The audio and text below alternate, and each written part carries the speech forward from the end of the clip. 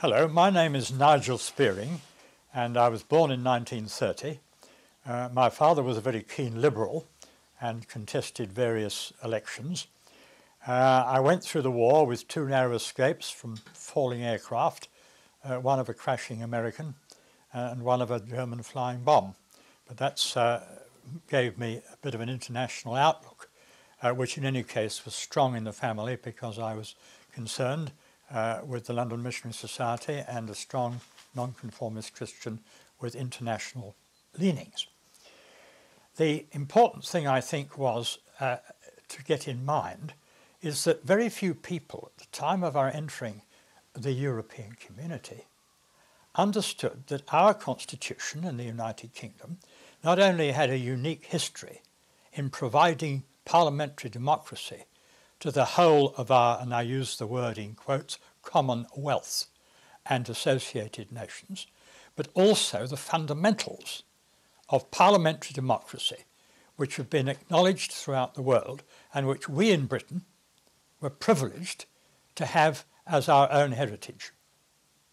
And my view has been, and I could prove it with anybody who takes the other point of view, or at least try to, if they would go into a debate, that the terms of our entry to the so-called European Common Market would be detrimental, indeed was contrary to the fundamentals of British parliamentary democracy as we understood it, and the British Constitution, which was in a number of documents and customs and practices which nobody actually contested.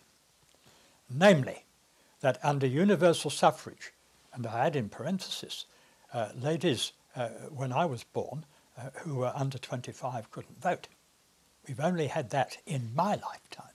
It's relatively new in British history. Is that the Parliament is representative of the electorate and they call members of Parliament to account and choose who they prefer and the policies which they expound in order to represent them in the Crown Parliament. And a Parliament which took all the powers of the Crown and which, through our own system of government and monarchy, is a very good balance between the past and the future and the present. But the Crown and its officials and its First Lord of the Treasury, the so-called Prime Minister, and his government ministers are accountable to members of Parliament. And members of Parliament are accountable to their constituents and their voters and their terms of being there and the policies they wish to provide or change are up for election every so many years. But I would claim to anybody who takes the view that the Treaty of Rome and initially the so-called community, which wasn't really a community at all because it was a hierarchy, destroyed most of the elements in that historic war, indeed a civil war, unfortunately, which helped, together with the 1688 Act of Parliament, which we forget, or the people don't know, that the Crown succeeded their own power to Parliament. We have pioneered in the whole world. But the Treaty of Rome, under, I think, a logical and a debatable verdict, destroyed that. Why? Because the Treaty of Rome, and we all wanted peace after the war, we had to do reconstruction throughout Europe. I myself was involved in a small way in that.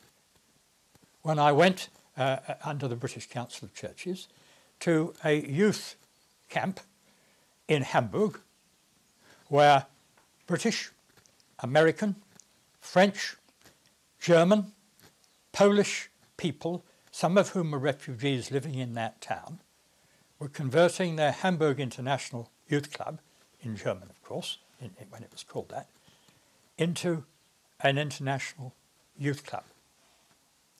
And so I had stayed with a member of the Control Commission for Germany. An interesting word, isn't it, commission? The Commission for Germany was an international body of the Allies, which together with the growing German democratic bodies, which afterwards became a new and post-war Germany, at least in western part of Germany and then altogether, people who believed in the electors providing the policies and the rules by which a government runs. But the Treaty of Rome didn't do that. The Treaty of Rome said there shall be ever closer union between all nations in Europe, the western side at least, and that they should have a free market and no internal boundary inside that area. In other words, that was from the very roots, as you have heard from other people, including my friend Eric Deakins, a formula and indeed an instruction for a new state, a single body, because there were to be no internal boundaries. No internal boundaries for markets. Well, that may sound all right. The more we have a market, boys, and competition, the more we will all get better off. But we will have subsidies for agriculture. Now, I worked as a farm boy many years of every harvest for about 10 during the war and after. I'm very fond of agriculture, and we must support it. But they said, we can only support it in the same way over every part of this area. Nonsense. What about difference of soil? What about difference of climate? What about difference of skills? Oh no, it had to be a single market with single rules made by a single body of people. Well, that's all right, isn't it? Democratic. That's what we won in the war. We beat the German Nazis' dictatorship. But who can make the laws? Was it the Commission? But the Commission, as it was running Germany after war, was an authoritative body, just as commissioned officers are. But the European Community Commission is the only body who can suggest new laws. People in Britain don't know that any member of Parliament can suggest an Act of Parliament. He can write it out. Better than that, any constituent of a member of Parliament with a vote, actually anybody even without a vote can, but those with a vote can go to their MP and say, look, this law's not very good. Can you see that there's a change? Or get the minister to put it up or put it in the party policy. Lots of party policies, nothing to do with left or right, that to do with citizenship. And any member of Parliament, just by writing something on a paper, can take it into an office in the House of Commons, and it could become a law. It may not, it may be opposed. It only needs one person to say no, and they have to put that off and have some procedures, and it can be turned down and turned around. But it can come from each elector.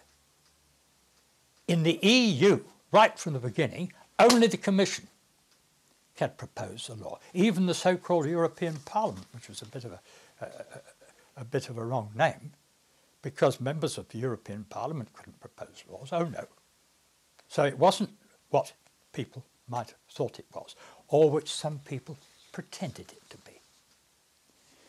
Now, I've gone on a bit longer than I expected, but I wanted to put this in the way of how it all developed.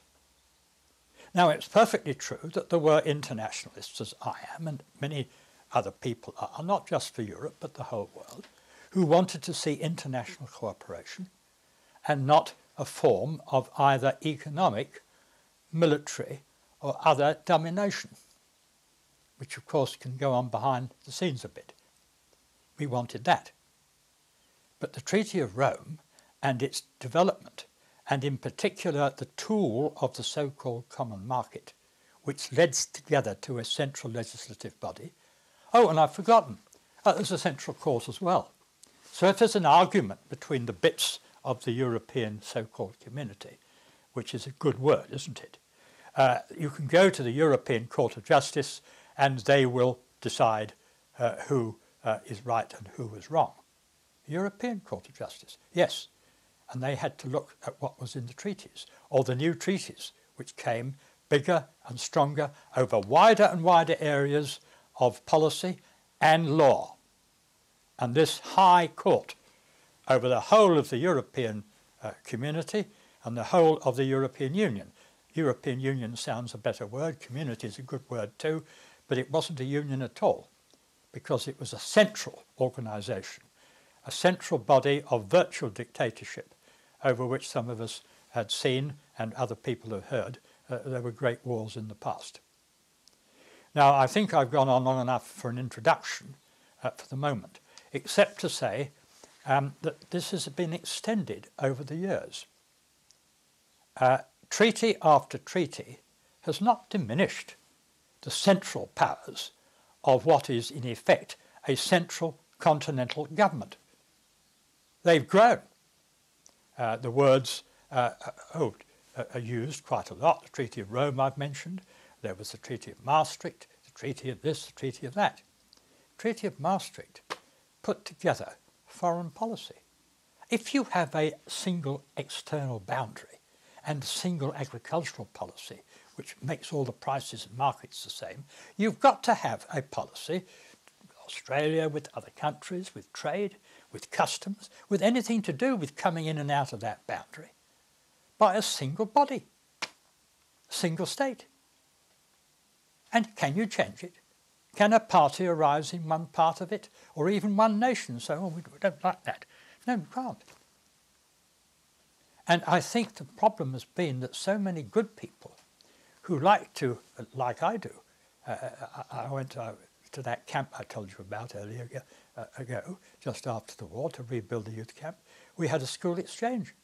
And I had a school with exchange with a German boy in a German city. We still keep in touch. And have done for the last 30 or 40 years. That's real internationalism, not the sort which has been backed, in effect, by capital. Now, I know that I'm on the left wing, and there is a room for capital in the country. There's room for a degree of community. That's in a real sense of the word, not this one. Community coming together in health services, in the provision of roads, in the provision of good town planning. And we in Britain have not only pioneered the system, but we've pioneered many of those good things. We've got a lot to lose. But you can't now. You go to any official in the country, you go to any local government, you go to any member of parliament and you're saying, that's a good idea, we can't do that. There's a European Community rule about that. Regulation. Regulation and directive. That's another little feature of this curious organisation, which many people don't even know about. A regulation is all right. We've got to have regulations anywhere, in any country, fire regulations, motor car standards, anything you need it in statute. You need rules to protect ourselves, to protect the community, to protect individuals, protect families, public health, education, it's all there. Indeed, the more scientific, cleverer we get, the problem is the more you need. But that means standardisation within the new European government and the newer European, virtually single state insofar as it's gone.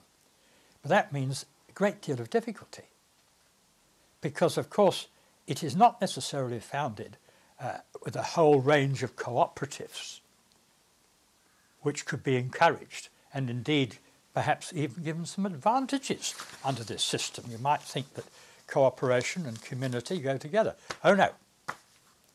It's got to be done by competition because that is one of the fundamentals of the Treaty of Rome. Indeed, if you want to put it, and I put it, I think, fairly fairly on a wide basis, that is the difference between left and right, is it not? I'm not somebody who's a bit on the left of the spectrum to say that we outlaw people having family businesses or even shares in firms, perhaps quite good big ones, as long as they're not too exploitative of their employees and don't get too much profit from some advantage which they've gained. Yes, let there be some competition, of course, but let us keep it under control. At the same time, we don't want public services to be dominated by dictatorial people who says, yes, this will be health, that will be education. We have councils and we have votes and we have discussions and we have that sort of thing. Let's have that balance. But that's not a balance under the rules of the common market, because any one country, you may be able to do it on a Europe-wide basis just about, if they'll allow you to, but no one country can organise its civic basis, taxation. And there are taxes you've got to have because they're Euro taxes, they say you'll have them, and so on and so forth. You can't do that now. So I hope that I've gone long enough now to state facts which I believe cannot be challenged.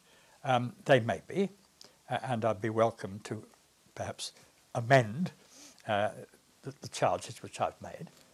But speaking almost, well, certainly quite extempore, and the notes that I had down I haven't wanted to look at, because I think a conversational style is probably better for the purposes of the people who have asked me to make this talk. It's probably better than trying to go through the notes and make it a bit more mechanical. And so I'll close on this, ladies and gentlemen, thanking whoever it is who's given me the opportunity to speak to you, whoever you are, to say that subject to any challenge, I should think at least 60 to 70%, and hopefully a bit more, of what I said is not only correct in fact, but also something that you could hardly disagree with. And therefore I hope you'll disagree with the foundations and the actions of this so-called European Union, which I believe has done very much more harm than good and shouldn't do any more harm in the future.